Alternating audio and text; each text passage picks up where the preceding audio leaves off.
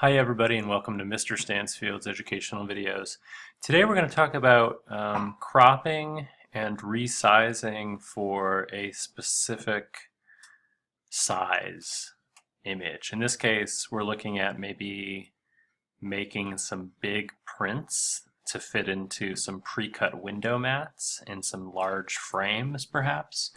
But anytime you have a specific size that you want to resize an image to, there are a couple of things to consider. So let's just go ahead and open up the file that we want to resize. And that brings me to my first point, which is you want to make sure that when you're looking to make a big print that you're starting with the original file.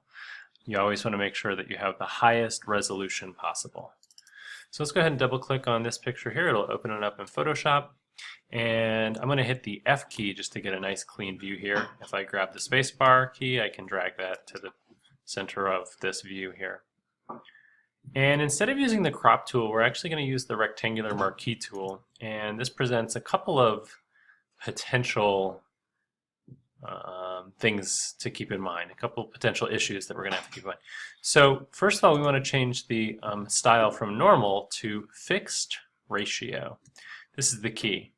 When we have a specific size, we're going to use the rectangular marquee tool to make a selection at a fixed ratio, not fixed size. But we do the fixed ratio and then we use the image size to resize the image. So here we go.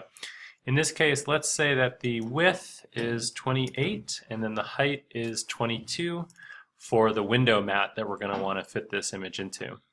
And what we can do is just make a selection, click and drag, and you can see here that it's going to crop a little bit of the photo out. Once I've made my selection, I can click and drag that over a little bit if I wanted to crop the left side out or the right side.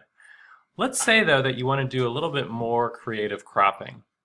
Here's a shortcut key to deselect the selection you've just made. Command D, deselect.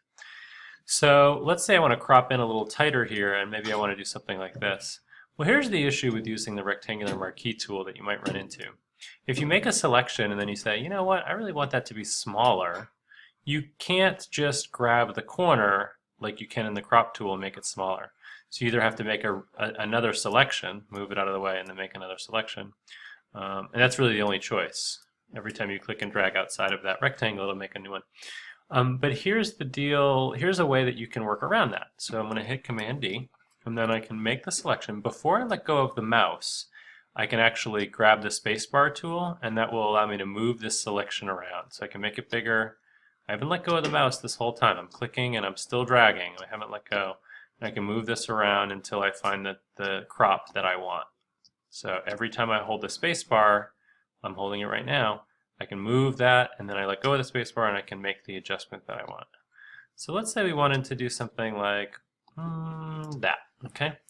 Once I've made my selection, in order to crop the image, I'm going to go Edit, Crop, or is it Image? Let's see. Image, Crop. There it is. Image, Crop. And it will crop to that bounding box. It's not going to do any resizing though. It just tells me that the width compared to the height, the ratio is 28 to 22, which we know our final size wants to fit into that window. So I'm going to hit Command D to get rid of these little marching ants here. And then the next step, oops, I accidentally clicked something there. The next step is to go image size. And in this case, we know we want it to be 28 by 22. And then anytime we're printing, we want to make sure that we have the resolution 300 pixels per inch. All three of these should be selected here, so I'm going to have to do that again. 28, and you can see it automatically adjusts to 22.003, which is, close enough to 22. Now, if you go up here, it says that it was 29 and now it's 158. That is a significant size increase. This image is much bigger than it was to begin with if we go with this resize. Well, we know it needs to be 22 by 28. It has to fit in there. So here's a little trick. What we can do whenever we're making big prints, we can actually scale down the resolution just a tiny bit and bring it down to 240. That's, for a lot of papers, the minimum resolution that we need. And then here, we're not making it quite as big. We're making about 3 times as big instead of about 5 times as big. So at least it's not quite as big. Now, because we're making it bigger, we do want to change bicubic to bicubic smoother, which is best for enlargement. and that's a pretty key part.